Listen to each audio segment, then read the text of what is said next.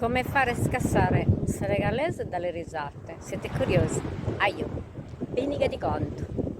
Ci conosciamo ormai da tanti anni perché frequentiamo tutti e due questo tratto di mare e ogni volta che mi vede mi dice che sono tirchia perché non compro.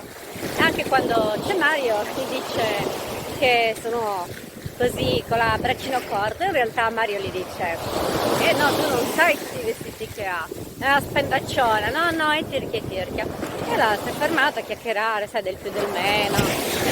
E mi ha detto che qualche settimana fa ha venduto degli abiti a una signora che doveva pagarli l'indomani e non si è vista, e che quindi era preoccupato un po' per i suoi vestiti e quindi per il suo guadagno, ma anche un po' per questa persona, perché dice che la conosceva da tanti anni e che normalmente era sempre puntuale. E allora gli ho detto, sai, alle volte capita che ci sono delle persone che fregano.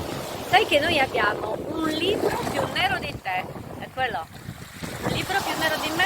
Sì, un libro dove ci sono segnate tutte le persone che compravano nelle nostre attività e non pagavano, sia al bar che in bottega. Quello scoppia a ridere, piegato in quattro. Un libro più nero di me, un libro più nero di me.